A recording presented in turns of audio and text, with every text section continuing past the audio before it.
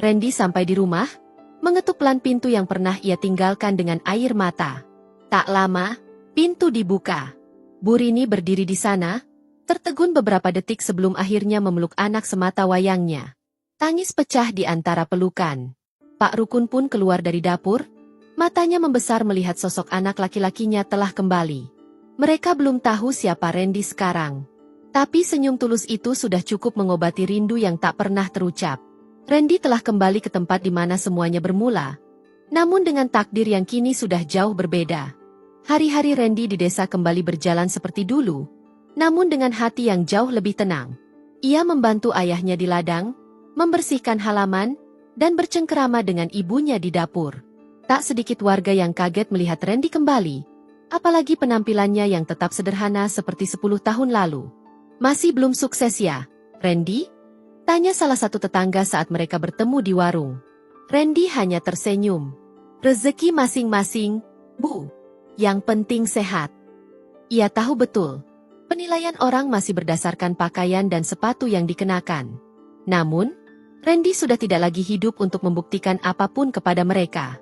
Kini, ia ingin menemukan satu hal yang lebih penting. Cinta yang menerima dirinya bukan karena harta, tapi karena hati. Suatu sore, saat membantu Pak Rukun menyemprot hama di sawah, Randy melihat seorang perempuan muda berjalan membawa rantang. Wajahnya teduh, rambutnya dikepang sederhana, dan langkahnya ringan seperti angin sore. Perempuan itu menunduk sopan saat melewati Randy dan ayahnya. Itu Lucy, bisik Pak Rukun. Anaknya Pak Yanto. Petani juga. Anaknya baik, mandiri. Ibunya sudah lama meninggal. Dia yang urus adik-adiknya. Randy hanya mengangguk. Tapi dalam hatinya, rasa penasaran mulai tumbuh. Bukan karena cantik, tapi karena aura tulus yang terpancar dari mata perempuan itu. Malamnya, Randy diam-diam bertanya kepada ibunya. Bu, Lucy itu tinggal di mana? Bu Rini mengerling penuh curiga. Loh, kamu suka ya? Enggak tahu, Bu. Kayaknya ya beda aja. Beberapa hari kemudian, takdir mempertemukan mereka kembali di warung kecil milik Bu Sumi. Randy hendak membeli gula, sementara Lucy sedang antre membeli beras. Mas Randy ya? Sapa Lucy, tersenyum. Iya, kamu Lucy, kan? Iya. Bapakmu cerita kamu baru pulang dari kota. Obrolan mereka sederhana. Tentang harga pupuk, cuaca yang tak menentu, dan sayur di ladang yang mulai layu. Namun dari situ, Randy merasa ada yang istimewa. Lucy tidak menanyakan soal pekerjaan, tidak menyinggung soal uang, bahkan tak terlihat risih berbicara dengan pria berkaus lusuh dan celana yang mulai pudar warnanya. Hari demi hari, pertemuan kecil itu berulang. Kadang saat mengambil air di sumur umum, kadang saat salat di musala desa. Dan semakin sering mereka berbincang, semakin Randy yakin bahwa perempuan ini berbeda dari Erna. Suatu malam, Randy duduk di teras rumah bersama kedua orang tuanya. Ia menatap bintang dan berkata pelan, Pak, Bu, Randy ingin melamar Lucy. Bu Rini tersentak. Sudah yakin? Iya. Dia sederhana, tapi jujur. Keluarganya baik. Dan dia tidak peduli Randy pulang dari kota dengan apa. Pak Rukun tersenyum bangga. Kalau memang niatmu sungguh, kami ikut saja. Tapi kamu masih belum bilang ke kami.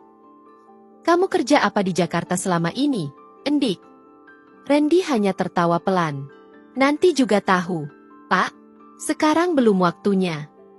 Tak lama kemudian, Randy mengirim pesan singkat ke asisten pribadinya di Jakarta. Ia memesan 3 unit mobil mewah untuk dikirim ke desa, lengkap dengan sopir dan rombongan manajemen kecil yang akan ikut menyusun acara lamaran. Ia juga meminta dibuatkan cincin berlian dengan ukiran nama Lucy dan Randy di dalamnya. Semua itu akan menjadi bagian dari kejutan besar.